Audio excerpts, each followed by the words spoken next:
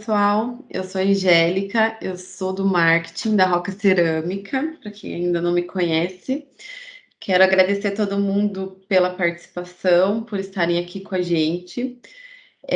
A gente vai falar um pouquinho sobre os superformatos. A gente já teve o primeiro episódio, que foi no mês passado, e temos 2 datas por mês que a gente vai falar um pouquinho de cada conteúdo. É uma apresentação super leve, super fácil, e no final a gente vai tirar algumas dúvidas, né? Então fiquem abertos. O que eu peço? Durante a apresentação, para ficar mais fácil, quem for surgindo dúvidas, quiser ir escrevendo ali no chatzinho, aí no final, quem se sentir confortável em falar, pode perguntar. E quem quiser deixar ali no chat, eu vou lendo para o Luiz e ele vai dando esse suporte, vai ajudando a gente a responder. Então, agora eu vou passar a palavra para o Luiz. Ele é aí do time de assistência técnica. Ele e o Fernando Gabardo, que deu o primeiro módulo, está aqui com a gente também. Quero agradecer a presença do Luiz, agradecer o tempo deles aí, são fundamentais, né, para que o evento aconteça e que seja um sucesso. Luiz, com você. Bom dia a todos. Vou compartilhar minha tela aqui. Vamos iniciar, então. Bom, gente, como a Angélica falou, estamos hoje reunidos aí para mais um bate-papo, mais uma conversa. E, por que não, um treinamento, né? Sempre que a gente aprende coisas novas, a gente reforça, ou sempre que a gente reforça conhecimentos já adquiridos, a gente está repetindo, a gente está consolidando, né? Então, isso não deixa de ser também um treinamento. E hoje nós estamos com o módulo 2. Vamos falar um pouquinho sobre cortes retos, tá? Só queria me apresentar rapidamente. Eu sei que muitos aí já me conhecem, mas sempre tem gente nova, gente que nunca me viu, né? Tem pessoal aí convidado. Então eu sou formado, né, em engenharia de materiais pela Universidade Estadual de Ponta Grossa. Tive o meu início de carreira profissional em 96, estou aí com quase 25 anos de carreira profissional, 16 anos atuando em placas cerâmicas nessas diversas áreas aqui, né? Assistência técnica, controle de qualidade de produtos cerâmicos, na parte de laboratórios, né, junto às fábricas, gestão da qualidade, ISO 9000, implantação e manutenção. Atuo também atualmente na gestão ambiental e gestão de auditorias externas. A gente tem algumas auditorias que não são especificamente de produto nem de qualidade, estão surgindo aí outros assuntos de auditoria, eu atuo nessa área. Tenho também uma passagem aí de 8 anos pela indústria de motocicletas, também voltada a controle de qualidade. Então, esse é o meu mini bio, como costuma o pessoal do marketing falar, né? Um pouquinho da minha vida profissional. Antes de entrar no tema, eu vou compartilhar com vocês um vídeo. Eu sei que tem gente que já assistiu, eu já assisti várias vezes, tá? Mas é um vídeo que me emociona muito pelas imagens e pela música. Então, eu gostaria de também compartilhar com vocês essa mesma emoção, para a gente iniciar a nossa jornada aí hoje, nesse treinamento. Deixa eu só verificar aqui, que eu acho que tem que compartilhar o áudio também, né? Só um minutinho, vamos de novo aqui para o compartilhamento. Compartilhar. Isso, Computer Sound. Ok. Muito bem. Quem tem caixinha de som pode aumentar um pouquinho o volume. Quem tem fone de ouvido, aumenta um pouquinho aí. Eu acho que o que me emociona muito nesse vídeo é justamente a música aliada às imagens. Não tem nenhuma fala, tá? É um vídeo cinema mudo. Vamos lá.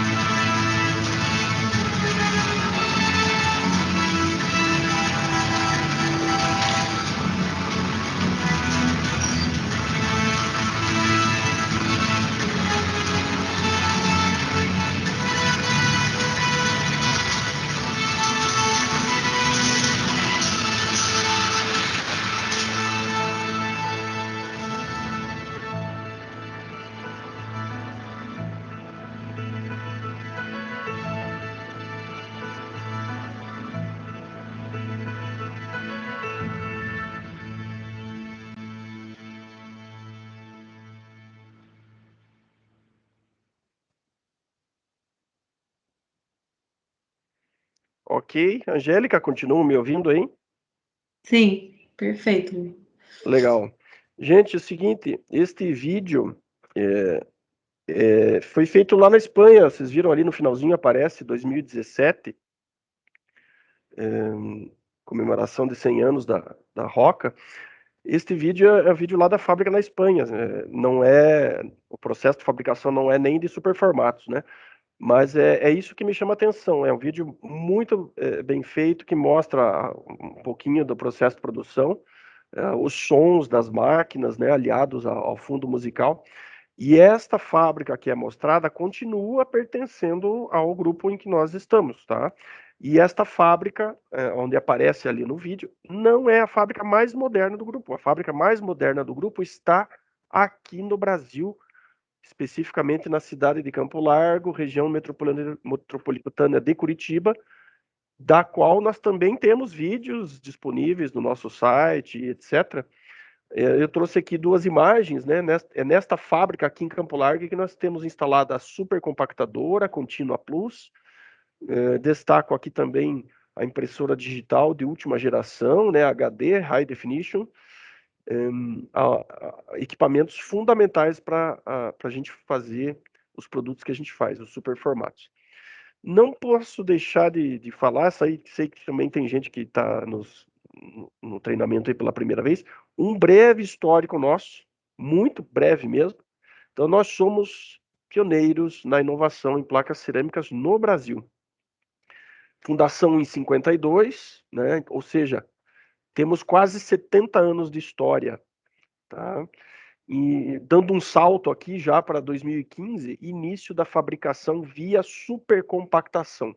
Então, o nome da máquina, né, a Continua Plus. Há 6 anos estamos fabricando com esta tecnologia. E em 2020 lançamos os superformatos acima de 1,20 m de lateral de peça, tá? Fabricados aqui no Brasil. Bom, com essa breve história aqui, né? Eu sei que está bem resumido aqui. Que tipo de empresa nós nos tornamos ao longo do tempo? A nossa história revela quem nós somos. O nosso passado revela de onde viemos, né? Qual é a nossa base. Então, nós somos uma empresa que tem know-how, Nós sabemos fazer com qualidade aquilo que nós fazemos. As placas cerâmicas que nós fazemos são feitas com know-how, com tecnologia, com qualidade. Nós somos uma empresa que tem coragem de investir em novas tecnologias. Nós temos humildade de aprender com o novo. E aprender com o novo significa errar e acertar, né? E os erros, muitas vezes, custam caro, né? E a gente tem que ir transformando esses erros em acertos e esse custo em resultado. Temos experiência única no Brasil. Só nós temos esta experiência de 6 anos de supercompactação. Só nós temos, ninguém mais tem no Brasil. Tá? Nós somos pioneiros nisso. E experiência só se adquire com o tempo, não tem outro jeito. Experiência não é um treinamento, ninguém dá um treinamento e agora você vai adquirir experiência nesse vídeo aqui de 1 hora, de 2 horas. Experiência só vem com o tempo. E nós somos os primeiros em superformatos no Brasil. Em supercompactação, nós somos os primeiros. Então, assim, o que nós falamos, o que nós apresentamos em relação a esse tema é porque nós conhecemos, nós fazemos, nós fabricamos, nós sofremos, sim, para chegar onde chegamos, e temos sucesso, obtivemos sucesso em todas essas decisões que foram tomadas aí ao longo da nossa história. Então aqui a gente não está mostrando produtos, não estamos mostrando produtos feitos na Itália, não estamos mostrando produtos que vão ser fabricados, nós estamos mostrando realidade para vocês, tá ok? Por falar em empresa inovadora, que somos, né? Queria dar um breve destaque aqui para uma inovação recente, que é o BioSafe, um aditivo que nós estamos colocando aí desde o mês de julho nos superformatos, que tem propriedade antibactericida e antiviral. Então, isso também não somos nós que comprovamos isso. Isso é feito através de ensaios de laboratório, no qual são colocados, né, corpos de prova e são contaminados aí amostras do produto com vírus e bactérias e eles são aprovados em testes de laboratório. Então, estamos aí colocando à disposição do mercado também de maneira inovadora no Brasil, produto com tecnologia que elimina 99% de vírus e bactérias que são depositados na superfície dos produtos. Então, imagine a bancada de cozinhas, banheiros, etc., né? A segurança que nós estamos oferecendo para os nossos clientes. Ok. Um sumário brevezinho, né? Que tópicos que nós iremos abordar hoje? Então, vamos para superformatos. Eu preciso fazer um breve review de superformatos com vocês. Aí nós vamos entrar na parte de bancada de trabalho, logo em seguida ferramentas, em quarta etapa aqui o corte reto passo a passo e por fim algumas derivações do corte reto. Então eu pretendo abordar esses 5 tópicos nesse tempo que a gente tem aí. Vamos passar pelo primeiro aqui, que é um review de superformatos versus formatos convencionais. Então se a gente olhar para os formatos produzidos até hoje ainda, inclusive por nós mesmos, mas numa linha do tempo, nós vamos ver que temos algumas características, e eu hoje estou trazendo o destaque para algumas delas. Então, assim, formatos convencionais, as dimensões menores que o corpo humano. Eu coloquei até uma imagenzinha aqui ao lado para servir de base de comparação. Então, nós tínhamos essa tipologia em relação ao nosso corpo humano, eram peças que a gente pegava na mão, manuseava com facilidade, uma pessoa sozinha fazia o manuseio tranquilo, né? A unidade que nós falávamos, né, até algum tempo atrás, era em centímetros, né? Todos esses números aqui, o 90-90, o 30-90, 80-80, 60-60, todos esses números aqui, apesar de a gente não falar a unidade, mas a gente sabe que são em centímetros, tá? E as espessuras se tornavam cada vez maiores. Toda vez que a gente tinha que produzir formatos maiores, a gente também tinha um acréscimo de espessura nesses formatos, tá? Já vou falar mais um pouquinho sobre espessura aqui na frente. Quando a gente olha para os superformatos, a gente olha para o corpo humano, nós vamos ver que são dimensões maiores do que o corpo humano, tá? Placa de 1,20, se a gente olhar para o tamanho de uma criança, e as outras placas, olhando para tamanho de pessoas adultas, são placas maiores que o corpo humano, tá? Então mudou bastante coisa aqui. A unidade falada já não é mais centímetro. A gente fala 1,20 por 1,20, 1 por 2, 1,20 por 2,50. Ninguém comenta isso, mas a gente já está entendendo essa fala nossa em metro. Já tivemos que mudar a escala da nossa linguagem para poder se referir a esse tamanho de peças. Tá? Então, trouxe alguns destaques. E a espessura é menor, são espessuras menores, 7 milímetros ou menos. Tá? Então, nós temos essas características. Tem várias características, eu trouxe essas aqui como destaque para o dia de hoje, para a nossa conversa de hoje. Tá? Muito bem. Colocando todos esses tamanhos aqui lado a lado, nós tínhamos um crescimento dos formatos e a espessura se tornava cada vez maior. E aí nós tivemos aqui os superformatos. Se nós tivéssemos a mesma tecnologia de fabricação que nós tínhamos no passado, para produzir isso que nós temos hoje, aonde é que nós chegaríamos com a espessura, né? 12, 13, 14, 15 milímetros, né? A gente não sabe. Por quê? Porque a tecnologia de fabricação exigia espessuras maiores para placas maiores. E não era nem tanto para o desempenho final do produto. Era mais por questões de fabricação. Vocês sabem que a placa ela é prensada a cru e depois ela é queimada. Então, enquanto ela está cru, ela precisa de resistência mecânica para ser transportada nas diversas etapas do processo e não quebrar. Ela está crua, ela tem fragilidade, né? Muito bem, o que aconteceu nessa virada de chave aqui, né? Por que esses formatos aqui não têm espessura crescente? Aconteceu aqui uma inovação que é conhecida como inovação disruptiva. Então a gente não faz melhor, a gente não faz mais rápido, a gente não faz a mesma coisa com mais eficiência, a gente faz diferente. Isso chama-se inovação disruptiva. Em 2015, nós instalamos a primeira supercompactadora do Brasil. E isso é que trouxe essa possibilidade. Então nós tínhamos aqui prensagem convencional. E na prensagem convencional, para você fazer tamanhos maiores, você precisa aumentar a espessura. Tá? Com a supercompactação, aí a gente tem a manutenção de espessura, não precisa aumentar a espessura com o aumento do formato. Então, nós temos espessuras mais finas por causa da tecnologia, do equipamento utilizado na fabricação. Não precisamos mais aumentar, comentei já, e havia, né, e essa tecnologia atende essa necessidade de buscar peças mais leves. Lógico, né? Eu teria um acréscimo muito grande de peso, e o acréscimo de peso traria consequências diversas aí, consequências ruins, né? Como mais dificuldade de manuseio, dificuldade de transporte, gasto de matéria-prima, consumo de recursos naturais, né? Gasto energético na fabricação de espessuras maiores, enfim. Então, queria fazer esse destaque sobre superformatos versus formatos convencionais. Eu sei que vocês já conversaram bastante sobre isso, né, em muitos fóruns, mas eu trouxe aqui o meu ponto de vista hoje, que eu acho que está aderente ao que nós vamos falar com o tema de cortes, né?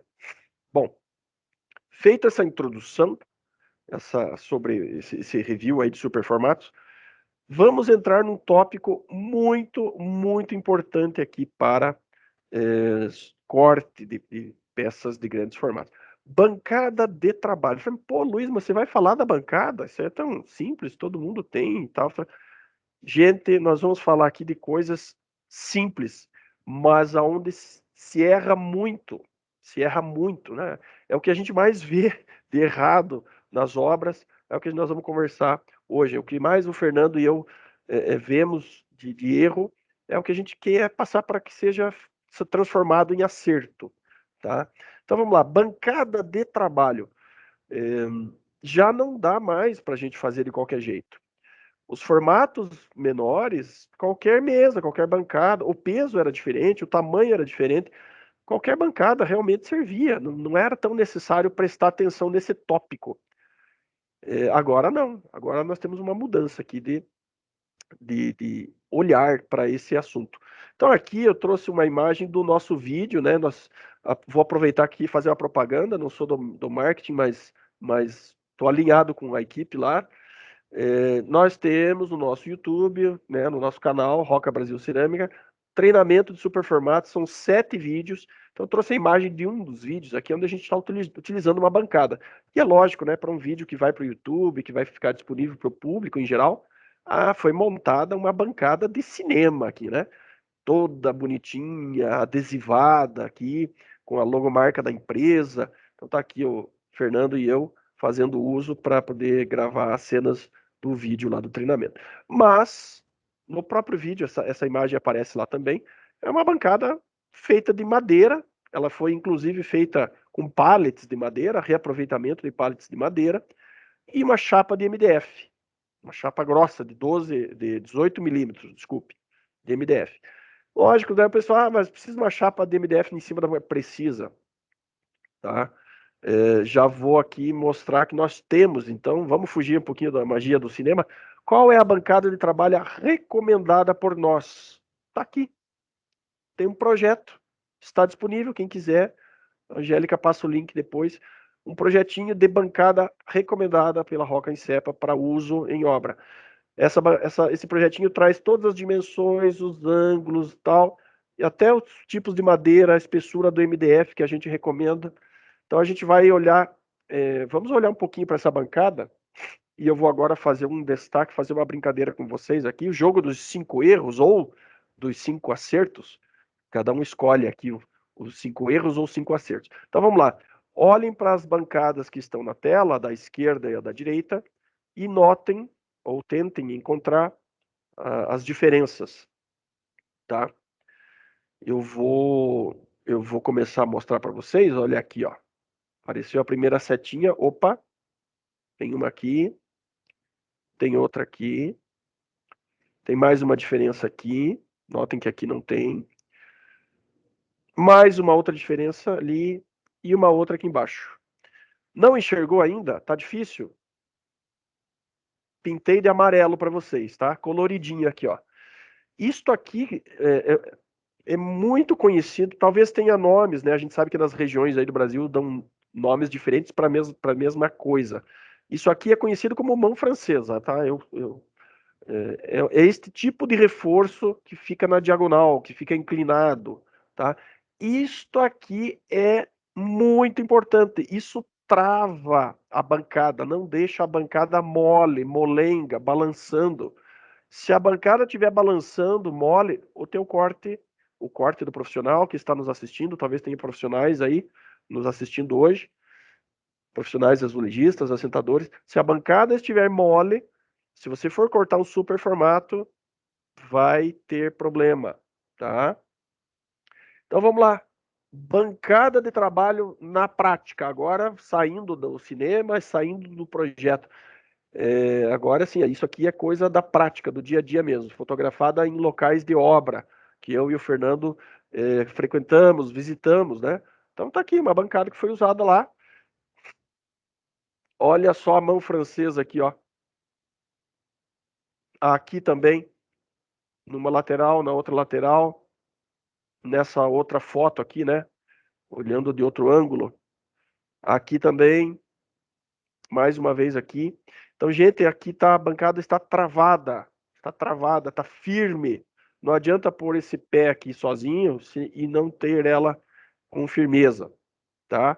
Outra bancada, desconsiderem o cavalete, tem um cavalete apoiado em cima dessa bancada aqui. Outra bancada do dia a dia, bancada de obra, tá? Olha lá a mão francesa, mantendo a firmeza da bancada. Aqui na outra lateral também. Aqui na imagem dá para enxergar de outro ângulo. E notem, vou voltar aqui, bancadas de madeira, pessoal. Bancadas de madeira. Madeira que é disponível em obra. Todo tipo de obra tem esse tipo de material. Tá? Então não é nada especial. Precisa ter uma chapa em cima?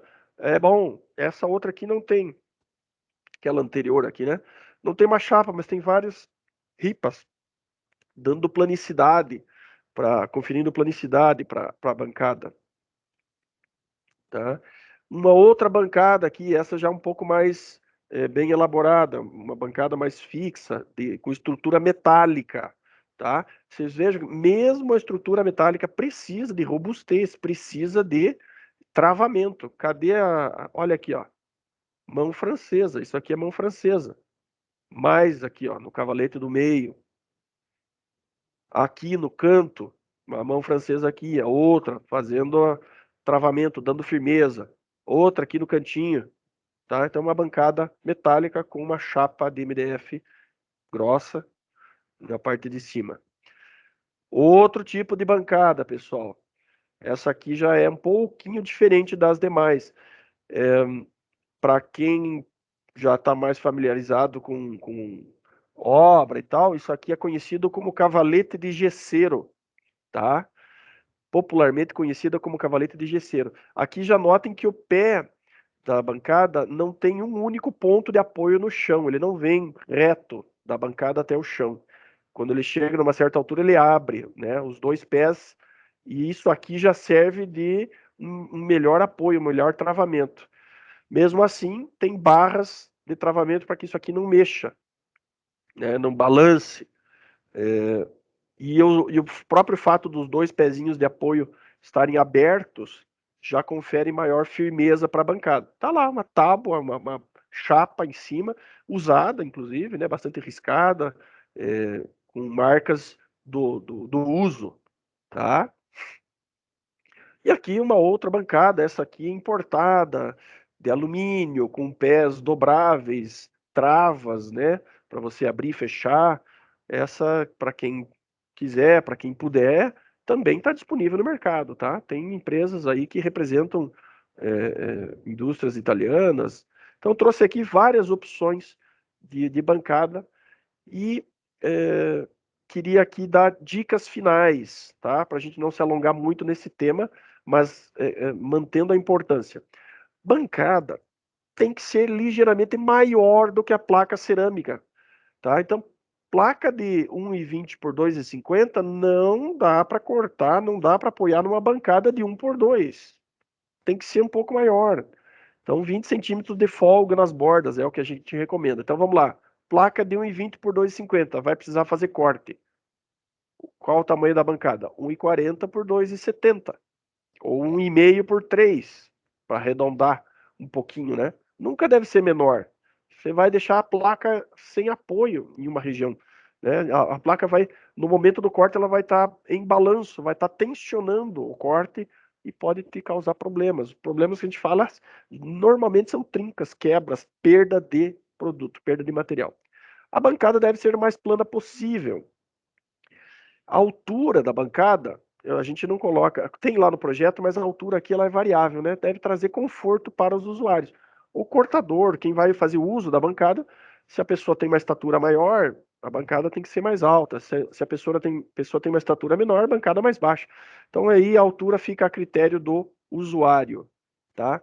E um destaquezinho aqui também, deve ser mantida limpa. Eu sei que é chato até falar disso, mas limpeza precisa acontecer, precisa ser realidade nas obras. Senão a gente tem problemas. Então, qualquer tipo de material, lascas, pedaços de peça cerâmica, pequenas lasquinhas, prego, qualquer objeto depositado em cima da bancada formam pontos de apoio indesejáveis. Você vai apoiar o teu produto lá em cima, ele está sobre um ponto de apoio que não é a bancada, que não é a parte plana. E isso concentra as tensões e formam alavancas, ocasionando quebras. Tá? Então, para concluir, bancada deve ser firme, robusta, não pode balançar, deve estar travada com mão francesa. É fácil de verificar a firmeza da bancada. Gente, eu vou passar agora, então, trecho de um vídeo. Esse é um dos vídeos que nós temos disponíveis lá no nosso canal. Até vou fazer o exercício aqui de entrar junto com vocês no canal. Pessoal, é fácil de testar. Vocês vão ver no vídeo, tem um trecho ali onde mostra, apoie se você vai em obra. E olha, isso é necessário fazer, tá? Os profissionais que estão nos assistindo aí, assentadores, se preparem para que pessoas que vão lá, entendidos aí, que estão trabalhando com esses produtos, vão lá testar a bancada que vocês confeccionaram na obra, o que vocês levaram na obra. Se você é arquiteto, especificador de produto, visita obras, tem parceria com azulejistas, vai na obra, teste a bancada que está sendo utilizada na obra, tá? E é super fácil. Apoie as duas mãos na bancada e ponha o peso do tronco do seu corpo e tente balançar a bancada. Mexeu, não tá bom, tá? A bancada tem que estar firme. Vamos lá. Eu mudei agora a tela, puxei o YouTube. Só, Angélica, por favor, me confirme se está aparecendo o YouTube, só para eu ter certeza, senão fica muito silencioso, eu fico falando sozinho aqui. Tá sim, Luiz, tá sim. Beleza. Então vamos lá. YouTube, vou fazer junto com vocês.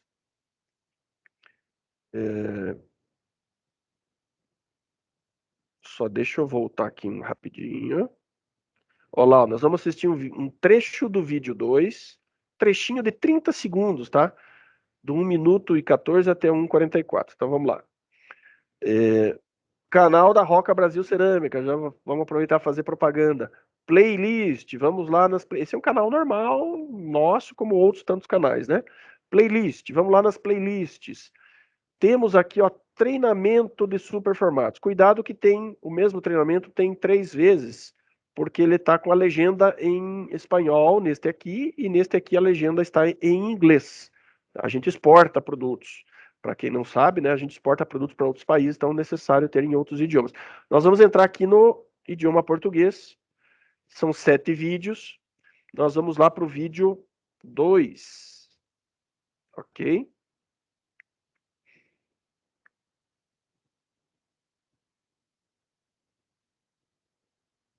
Só um segundinho. Haha, pular anúncio. Para o manuseio. Vamos lá para o 1:14 que eu comentei com vocês. Vamos lá. Primeiro item que você deve pensar para o trabalho com superformatos é na bancada que vai instalar no local da obra. Precisa ser uma bancada robusta, nivelada e com a base firme. Uma peça de 1,20 por 2,50 tem peso aproximado de 51 quilos. A precisão do corte está diretamente ligada ao apoio da peça sobre a bancada.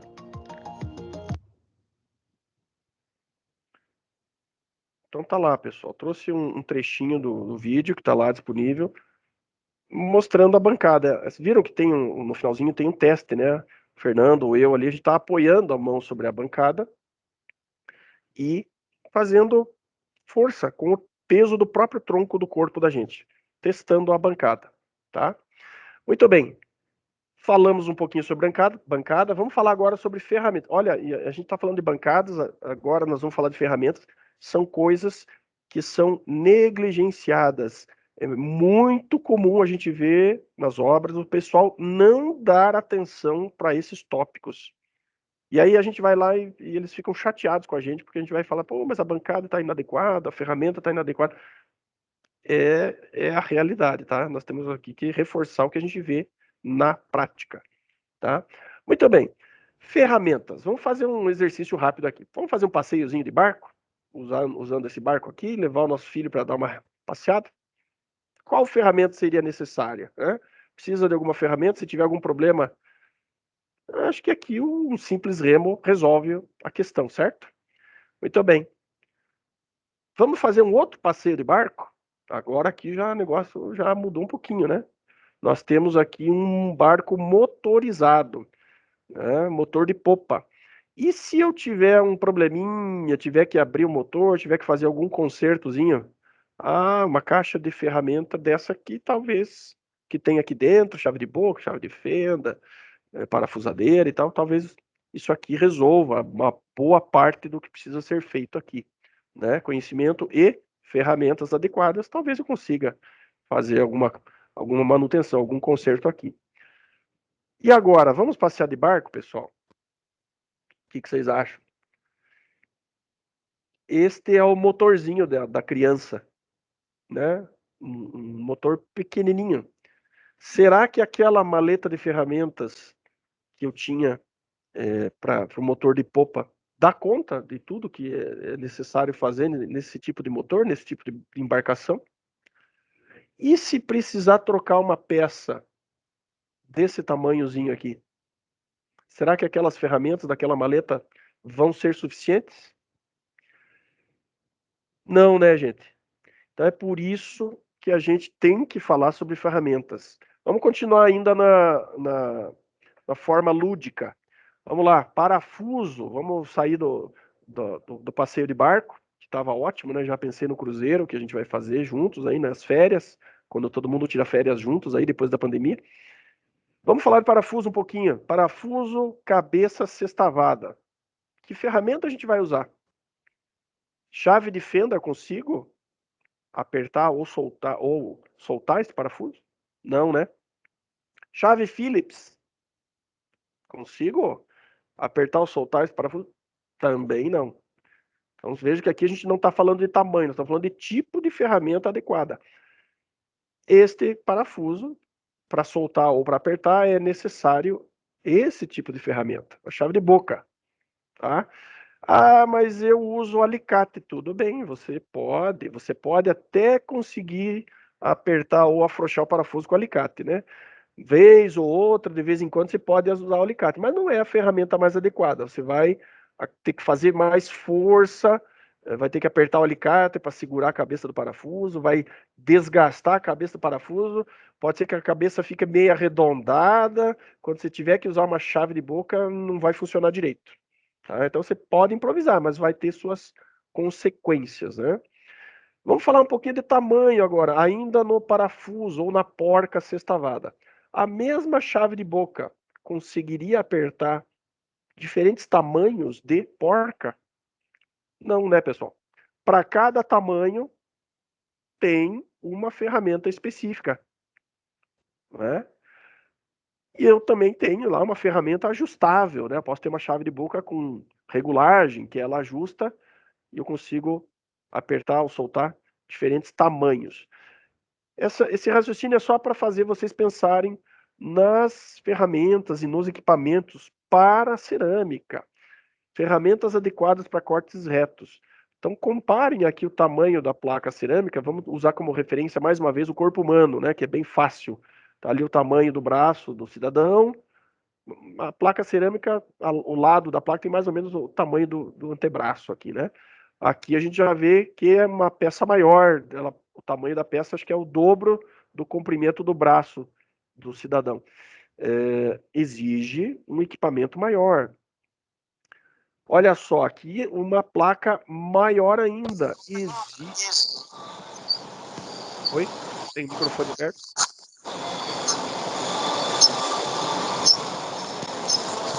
Só tem o microfone aberto aí.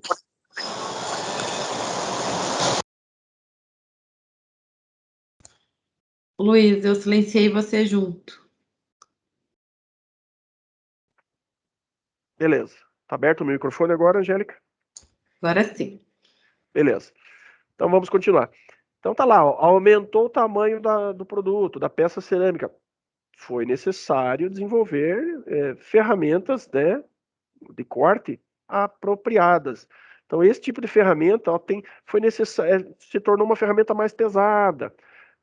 Precisou colocar roda na ferramenta para facilitar o transporte.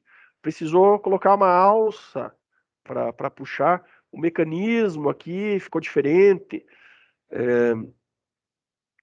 E aí esta ferramenta tem disponível em diversos tamanhos. Então tem uma tabelinha de tamanhos, olha só, tamanho da placa e o código da ferramenta. Então a gente vê que este tipo de ferramenta, hoje em dia, a gente encontra disponível no mercado.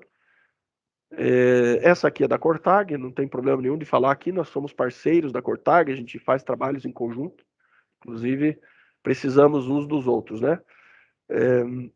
Até 1,80 m, até 180 centímetros. Existe ferramenta para cortar produtos com esse tamanho. Mas olha o tamanho da ferramenta, ela vai ter mais de 2 metros de comprimento. Já não é qualquer porta-mala que cabe esse tipo de ferramenta. Você vai precisar de um porta-mala generoso para acondicionar esse tipo de ferramenta e colocar, levar de obra em obra, né? Então é assim, os produtos vão mudando de tamanho, as ferramentas necessárias também vão mudando. 1,80 m de lateral de placa já é pequeno, né? Nós estamos aí com 2 metros, 2,50 m. Então esse tipo de cortador para produtos maiores que 1,80 m já não é suficiente. Existem outras ferramentas daí para placas maiores. Então aqui eu vou colocar também, deixa eu puxar aqui um vídeo. Esse aqui, eu trouxe 2 opções, tá? Estou mostrando para vocês aqui 2 opções. Esse aqui é um cortador importado, italiano, da Montolite. A Montolite no Brasil é representada pela Molding Plus. Está aqui o site deles no YouTube. Na verdade, o link, desculpe, é o link do vídeo. Eu vou colocar para vocês o link do vídeo, só um minuto. Aquele link traz esse vídeo aqui.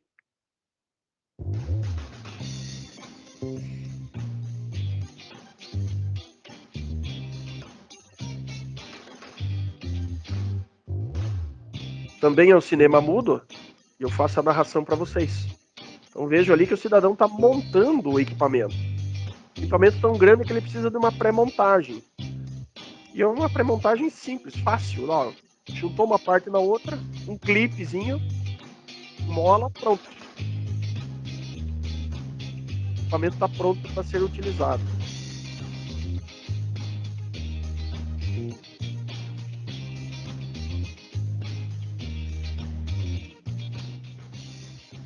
Riscou a peça, pegou o alicate, faz a pressão para poder destacar o produto.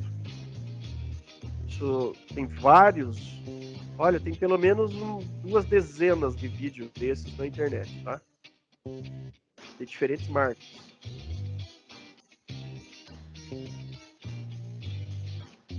Agora ele está cortando um pedacinho menor, uma tira um pouquinho mais fina. Exige um pouquinho mais de cuidado. Olha lá, tirou um pedaço.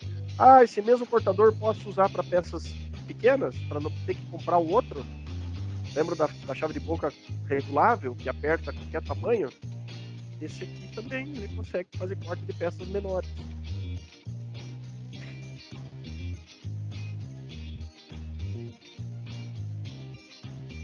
O procedimento é o mesmo.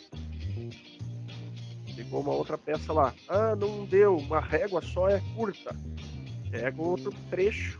Isso é vendido até separadamente. Aumenta o tamanho do equipamento, ajusta ele. Lembra da chave de boca ajustável? É esse equipamento aí, ajustável.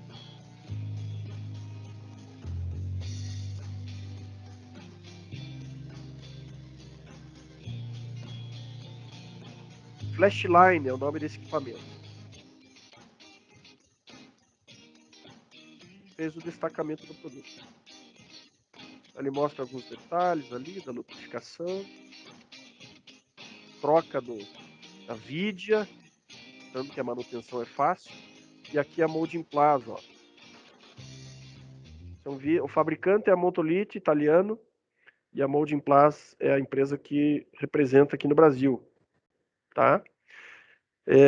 Agora um outro vídeo, pessoal. Agora um trecho de um vídeo nosso, usando equipamento da Cortag. Deixa eu só fechar o anterior aqui para não atrapalhar. Vamos lá. Nós também temos o nosso vídeo, tem até narração aqui, ó, tá? No mesmo canal do YouTube que eu mostrei para vocês anteriormente, só que agora é o vídeo número 4, tá? É um vídeo específico sobre cortes.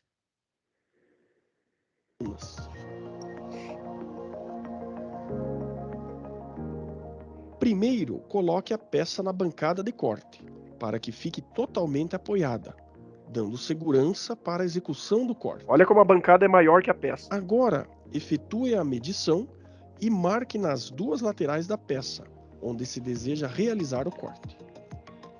Posicione a régua do cortador para superformatos de acordo com as marcações feitas nas duas extremidades.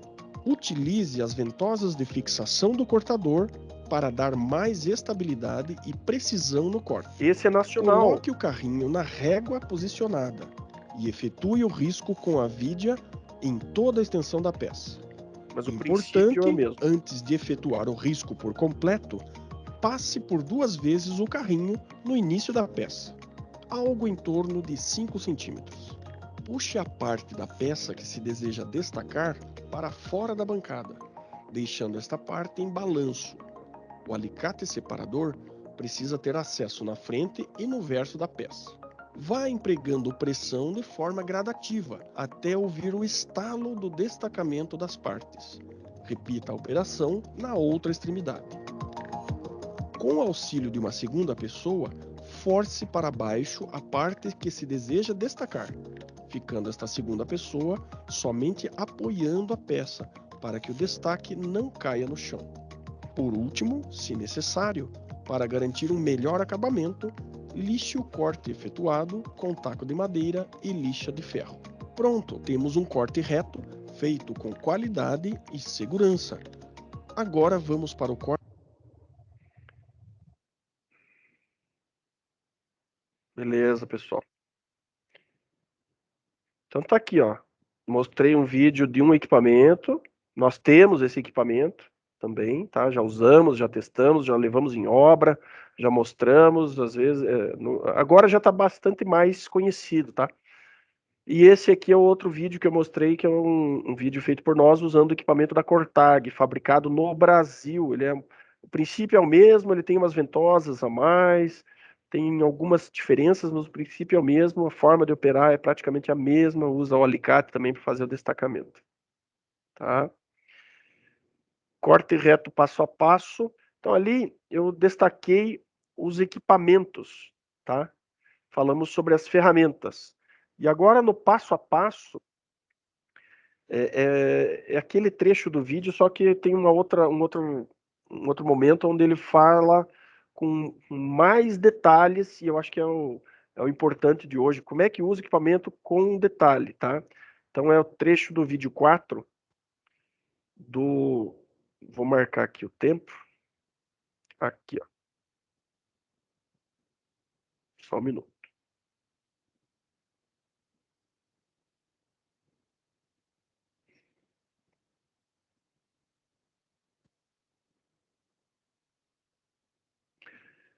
Desculpem, na verdade já passei o vídeo, tá?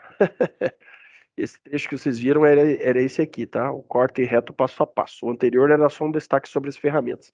Então nós falamos das ferramentas e agora vimos um vídeo sobre o passo a passo do uso desta ferramenta. Vimos 2 vídeos, né? Do uso passo a passo. Existem vários vídeos, pessoal. Já existe ferramenta evoluída até... enfim, acho que tem bastante informação sobre isso.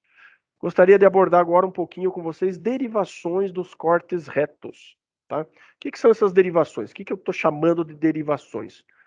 O corte em L está aqui. Quando você precisa fazer esse tipo de corte numa peça.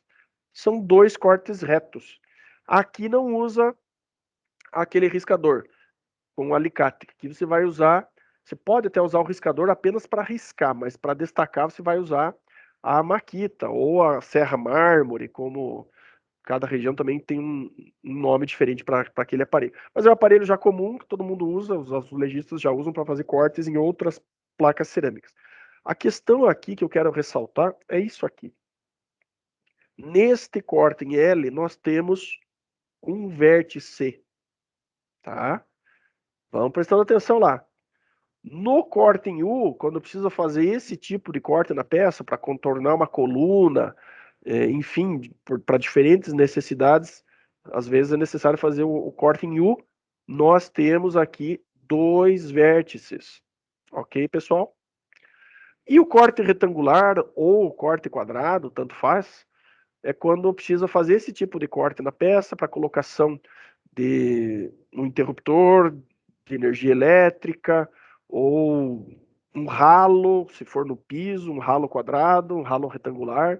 Enfim, esse tipo de corte, ele implica na existência de 4 vértices, tá? E esta é a ênfase que eu quero abordar com vocês hoje. Cuidado com os vértices, pessoal. Azulejistas que estão nos assistindo, profissionais que contratam azulejistas, cuidado com os vértices. Este cuidado, ele precisa ser maior para superformatos. Por quê? Porque o superformato ele é grande, ele tem mais flexibilidade, ele vai movimentar a peça mais do que uma peça de tamanho menor. A peça solta, quando você está manuseando ela, ela flamba, ela flexiona, ela movimenta mais do que uma peça pequena.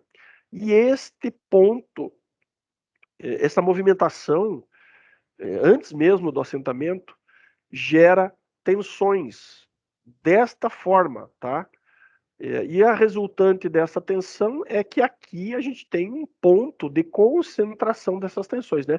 Esforço para cá, esforço para cá, gera um ponto de concentração de tensões. Então isso aqui tem uma tendência grande de gerar uma trinca, se alguns cuidados, ou se um cuidado básico não for observado. Também eu tô destacando esse ponto porque é o que a gente mais vê de erro nas obras, tá? Para formatos pequenos, já é recomendado fazer isso que eu vou falar aqui. Para formatos maiores, mais ainda, tá? Esse tipo de erro não dá mais para cometer em formatos grandes. Quebrar uma peça de 60/60 tem um custo muito diferente de quebrar uma peça de 1,20 por 2,50. Então não dá para errar nisso, tá? Então vamos lá. Esse mesmo tipo de corte, aqui eu estou exemplificando o tensionamento e o tamanho da seta também corresponde ao tamanho da tensão. Quando você tem um raio aqui, e quanto maior for este raio, melhor será o alívio de tensões. Então pode ver que aqui as setas estão num tamanho até menor. Você distribui aquela tensão que estava concentrada num único ponto, você distribui para vários pontos aqui, para este raio todo, para esta curvatura toda. Pô, Luiz, mas que raio, que furo, você não falou nem de raio, nem de furo. Hoje o assunto é corte reto.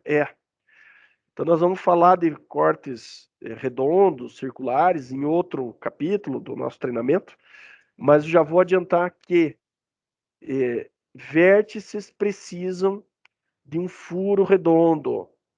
E quanto maior for o raio deste furo, isso é feito com serra-copo, geralmente, tá? A nossa recomendação é fazer com serra-copo. Existem serra-copos de tamanhos diferentes também, de vários tamanhos, tá? Pequenas, grandes, médias e grandes. Porque este raio, a existência desse raio, vai evitar a propagação dessa trinca. Então, assim, este tipo de recorte retangular é muito diferente deste outro tipo aqui. Tá? O que vai acontecer aqui? Alívio de tensões. As tensões vão estar aliviadas, você pode manusear a peça antes e depois do assentamento. Depois do assentamento, mas não manuseia depois. Claro que não. Depois do assentamento, a peça vai ser tensionada pela dilatação, pela movimentação da estrutura, pela diferença de retração da argamassa. Enfim, quando você tem essa situação, você está muito, muito, muito sujeito a trincas. E essas trincas vão partir dos pontos concentradores de tensões, que são os vértices feitos de maneira inadequada, tá? Vamos lá. Reforçando então. Vértice, maneira correta, redondinho.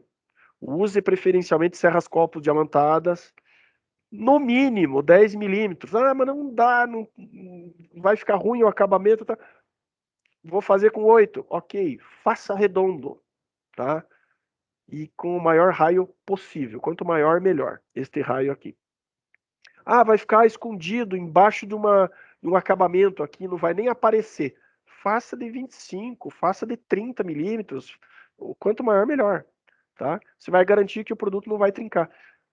Mas qual que é a dificuldade aqui? O pessoal não gosta de investir em ferramenta, né? Aqui precisa de uma serra-copo diamantada e para o produto ficar bom. Qual que é o jeito errado? Não fazer o raio e ainda pior, fazer como aqui, quando vim cortando com a maquita ou com a serra mármore, dá uma passadinha, uma escapadinha e fica com esse aspecto aqui, né? Aí sim que a trinca vai propagar mesmo. Vamos lá, vou mostrar umas imagens aqui. Não é nem super formato, para vocês verem como isso acontece desde muito tempo, com formatos convencionais, e agora com super formato, se a pessoa não cuidar, ela vai ter um prejuízo grande. O problema é que daí quem é que paga a conta no final, né? O pedreiro não quer, o zoologista não quer, o dono também não quer saber, querem alguém que resolva.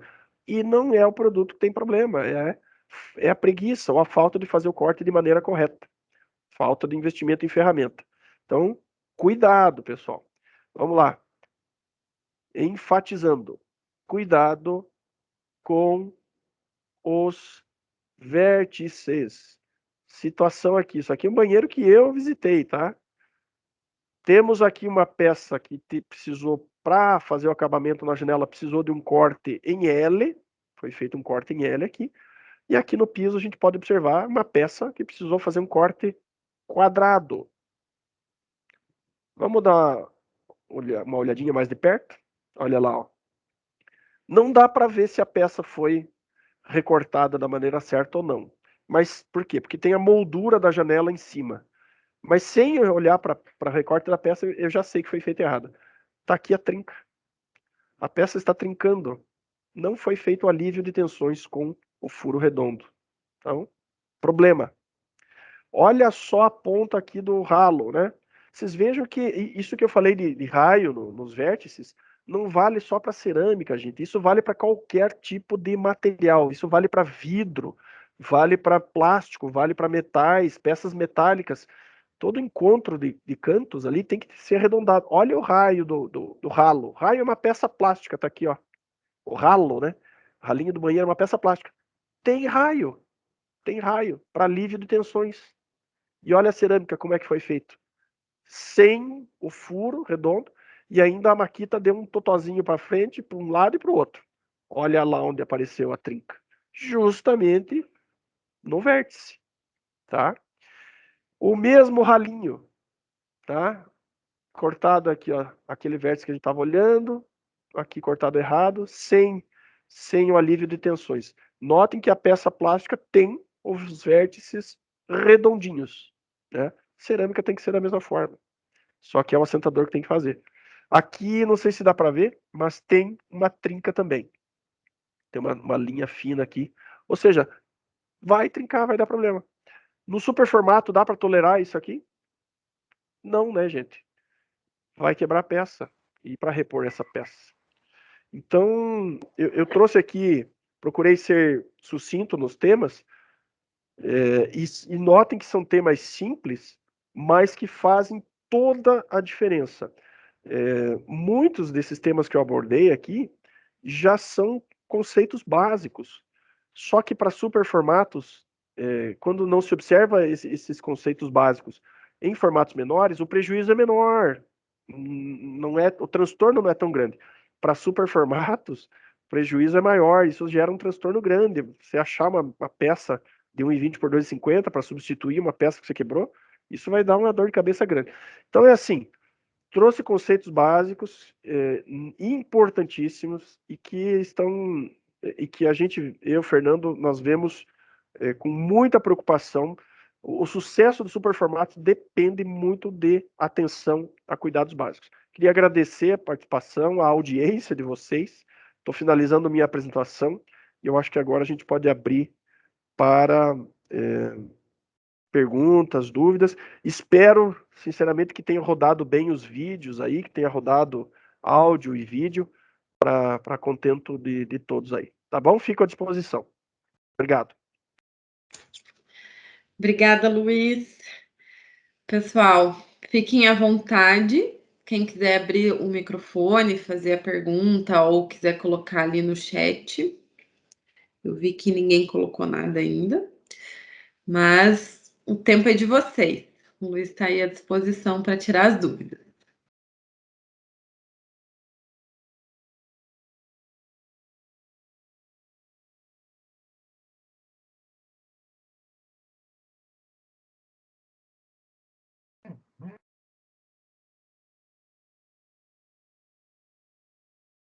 Um de cada vez, tá?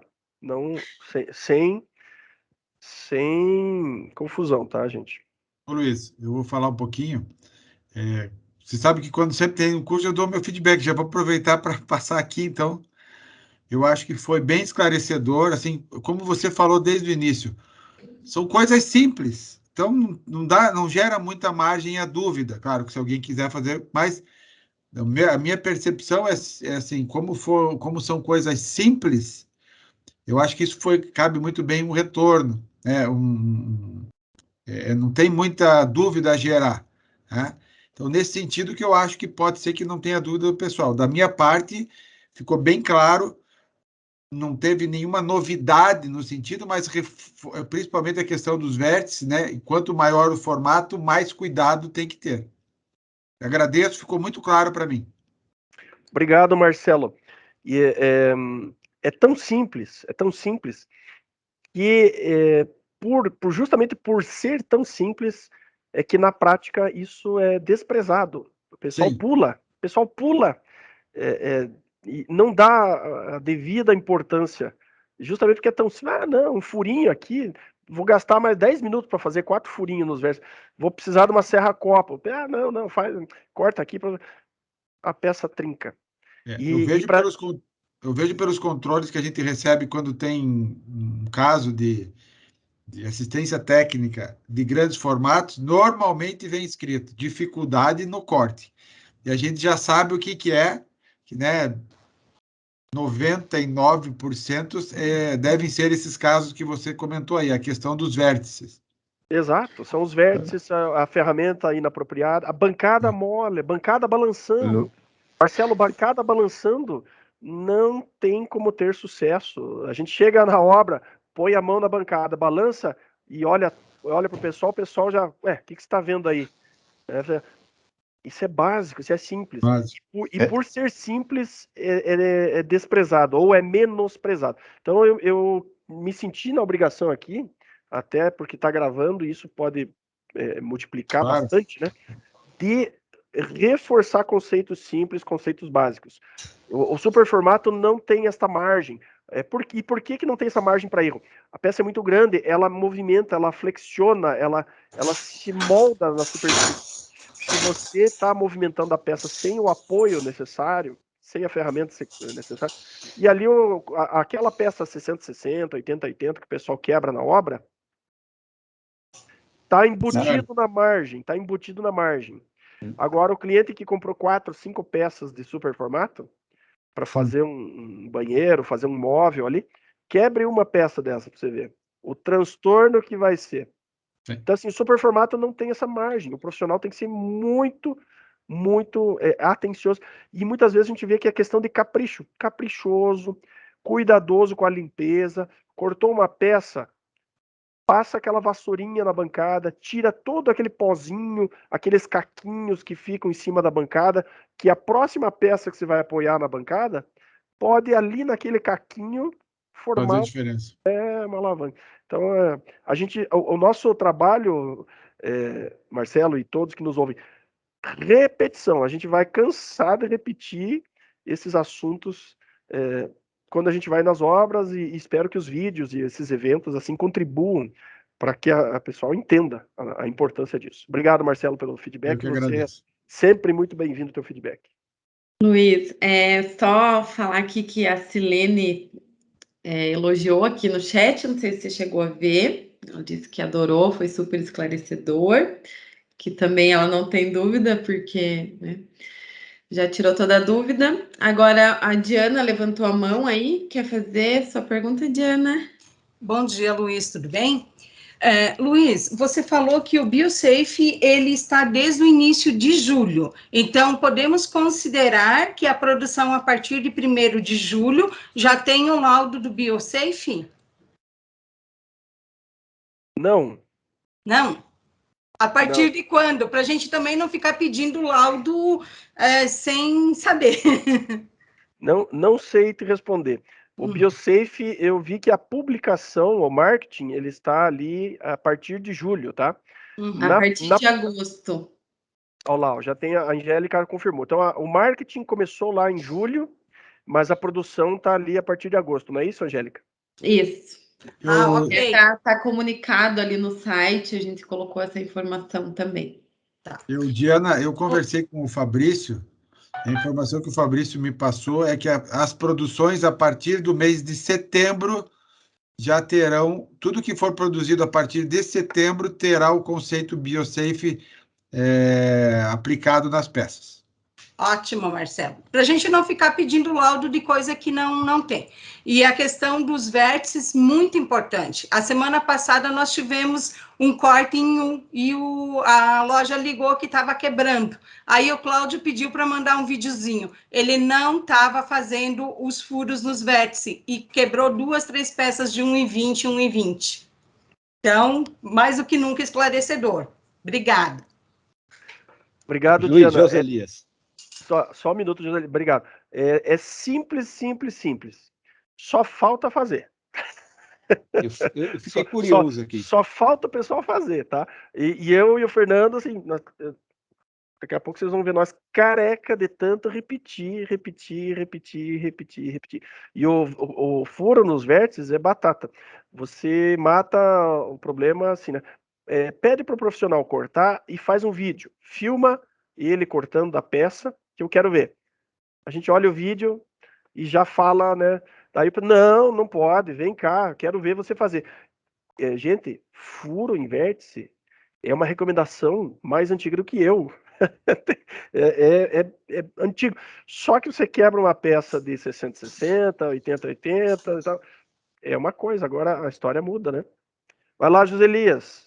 Eu fiquei curioso aqui, fui ver quanto custa uma serra-copo diamantada de 10 milímetros. Grande investimento. Em média de 40, 45 reais. Quanto custa a peça? Assim, a gente fala, mas geralmente a gente entra com esses números, mas 40 e poucos reais para uma pessoa que vai fazer assentamento, garantir o serviço bem feito por 45 reais, tá na mão. Exatamente. As próprias ferramentas ali de corte, nós tivemos o primeiro contato com a Flashline, que é uma máquina importada, aquelas réguas, né, que se encaixam. Ela é um equipamento importado, nós adquirimos esse equipamento. Depois a Cortag começou a fabricar aqui no Brasil, nós temos o equipamento da Cortag também. Então, assim, começou a fabricar no Brasil, já o custo já começa a ficar mais acessível, e é uma ferramenta mais cara? Se você tiver que comprar uma chave de roda para apertar, se perdeu a chave de roda do teu carro, você vai ter que comprar ela. Ela tem um custo, é uma chave de roda relativamente grande, né? É diferente de se comprar uma chave de boca pequenininha para apertar um parafuso de um móvel lá, né? Assim, quanto maior o tamanho da ferramenta, mais caro ela é. Os materiais aumentam na medida que os tamanhos aumentam. 1 quilo de alumínio custa mais do que 400 gramas de alumínio, e é assim, né? Você precisa de mais material, mais alumínio, mais ferro, mais aço para fazer os materiais, e aí tem a tecnologia de fabricação também. Então isso é normal. Uma máquina de corte dessa, um equipamento de corte desse, ele se paga rapidamente pelas obras bem-sucedidas que esse profissional vai conseguir ganhar usando o equipamento. Então, assim, eu conheço, Fernando e eu conhecemos alguns profissionais que tomaram a feliz decisão de investir em equipamentos para superformatos. Estão super bem sucedidos e satisfeitos. Nós tivemos em Ponta Grossa, na semana passada, visitando 4 imóveis. O assentador que fez, o azulejista que fez lá a aplicação do superformato, ele nos levou lá, nós combinamos com ele, nós fomos lá para avaliar mão de obra. Ele nos levou e você precisava ver a felicidade dos proprietários, o orgulho de nos mostrar os móveis e os imóveis deles, né? Felizes da vida, porque o profissional e o produto estavam a contento. Então, muito bacana, especialmente para mim e para o Fernando, porque o nosso dia a dia é problema, né? São casos de insucesso. O nosso dia a dia são reclamações, produto quebrando, vai lá falar de novo que não fez o que devia ter feito e tal. E aí a gente tirou um dia para visitar casos de sucesso com um profissional lá de Ponta Grossa, muito bem sucedido. Olha, bacana mesmo de ver baita de um produtaço, como eu escutei aí, de um proprietário lá, sendo bem aplicado, bem assentado. Obrigado, José Elias. Acho que a Giovana levantou a mão. Então, Luiz, tem uma perguntinha no chat antes. Aqui da Casa Arquitetura. Qual o nível de empeno que uma peça pode ter, de formato para formato? Normalmente, bom, a pergunta é bem interessante, mas assim, empeno é um conceito diferente de curvatura, diferente de flexibilidade. Mas e existe muita confusão, isso aí porque é muito técnico, tá? Empeno é quando a gente tem uma ponta levantada. O conceito técnico, né, em poucas palavras, empeno é quando uma das pontas de uma placa está levantada ou abaixada demais em relação ao plano formado pelas outras 3 pontas. Mas normalmente não é isso que as pessoas perguntam. Então eu estou entendendo que a dúvida aqui é sobre curvatura das peças, tá? Em geral, essas peças, os superformatos, eles podem flexionar, podem ter uma movimentação de até 4%. De até 4%. É uma porcentagem. Por quê? Porque para cada formato esse número vai ser diferente. Quanto maior o formato, mais ela vai flexionar. Então, para uma peça de 2,50, vai chegar quase aí a 10, 12 milímetros, né? O raio formado pela curvatura da peça. Então, ela, inclusive, consegue revestir superfícies curvas, né? Com um certo nível de curvatura. Ela até colocou ali que é curvatura mesmo. Isso. E aí é que tá. Como as peças são flexíveis, a espessura fina, ela dá essa característica de flexibilidade, embora toda peça cerâmica seja flexível, né? Só que quando as peças são menores, ela é menos flexível. Quanto maior o tamanho da peça, mais flexível ela se torna. E essa flexibilidade, vocês imaginem, nós vamos falar no próximo módulo, movimentação de peças cerâmicas, vamos falar de ferramentas para movimentar. Vocês imaginem uma peça com um corte em U ou com um corte em L, sendo movimentada da bancada de corte até o ponto onde vai aplicar argamassa e depois sendo instalada na parede. Se essa peça não for... o azulejista, o profissional, não fez o furo no vértice. Se imagine o tamanho da movimentação dessa peça. Ela vai flexionar com aquele corte em U, tensões concentradas naquele ponto. Vai trincar, não vai nem chegar na parede lá, ou no local do assentamento. Vai trincar mesmo. Necessário ventosas, sistemas de fixação. Isso já é um assunto para outro dia daí. Tá bom? Agora sim, Giovana. Oi, Luísa, pessoal. Então, eu ia perguntar, mas acho que eu não vou. Nós vamos falar no próximo módulo alguma coisa sobre churrasqueira? Então não vou antecipar. Não tem problema, mas a gente fala um pouquinho, inclusive visitamos aí nesses imóveis que a gente visitou, churrasqueiras aí.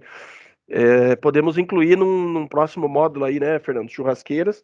A gente falou bastante no módulo 1 também, teve bastante dúvida sobre áreas quentes, Churrasqueiras, lareiras. Então, sempre tem. Giovana, pode fazer a tua pergunta, porque sempre tem. Fernando levantou a mão aí, pode invadir. Só comentando de tão polêmico que foi no encontro anterior, tivemos a oportunidade de ir em clientes que têm a churrasqueira aplicado de forma correta. Então, nós vamos trazer a forma errada e a forma correta e vamos abordar esse tema com vocês. Isso que é legal do encontro, as dúvidas que permeiam, né? A gente consegue trabalhar na sequência para trazer esse conteúdo para vocês. Obrigado. Era só uma dúvida se existe a recomendação do corte quadrado num pano tão grande da churrasqueira ainda, em grande formato. Vocês recomendam isso para fazer o corte? O que é o melhor? Ou fazer juntas?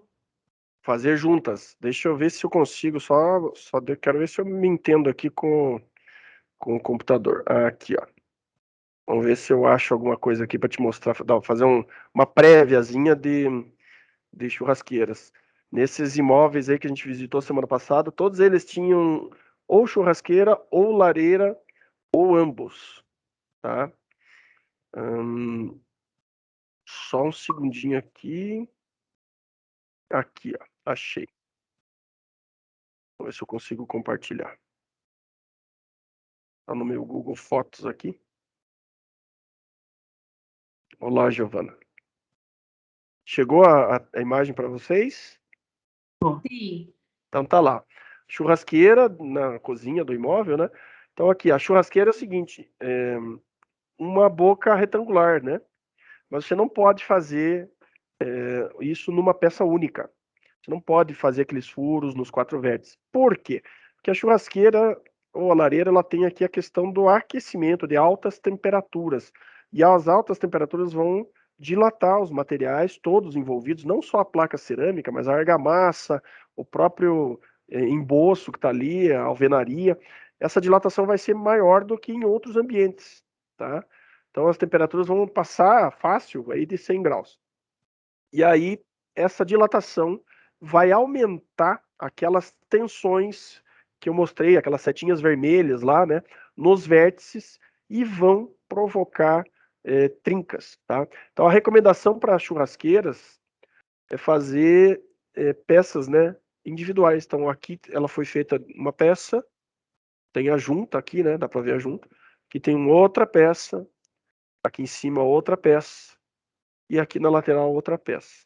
E inclusive aqui em alguns pontos internos aqui, mas podem ver que são sempre juntas bem feitas, tá?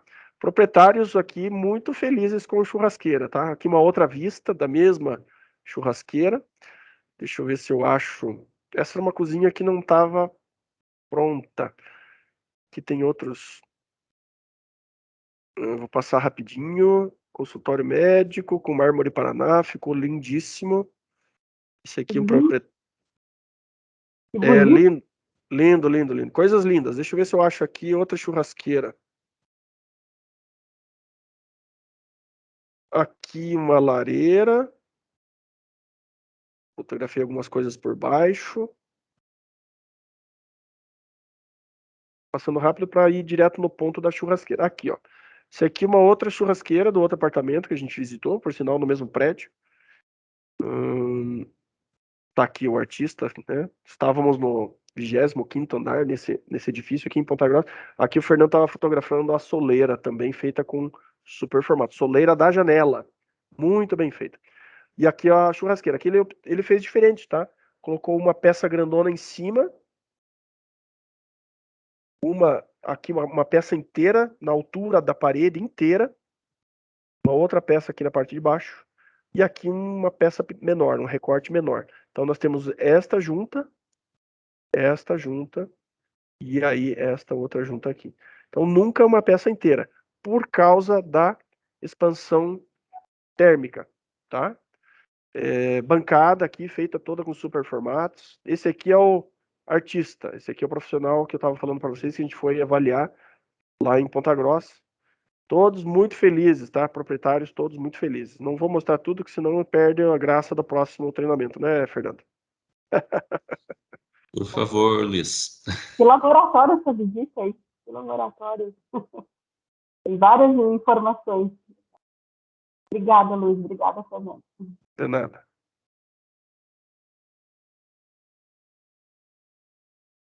Alguém mais? Dou-lhe uma?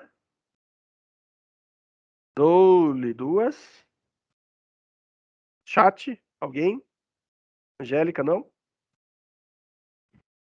Não. Dou-lhe três, então. Posso bater o martelo aqui? Podemos. 10h30, olha aí, fizemos uma hora e 10, 1h15 aí de bate-papo, bem legal. Agradeço novamente a todos. Vejo que, assim, repetir aquilo que o Fernando e eu falamos há várias vezes, né, em vários momentos anteriores.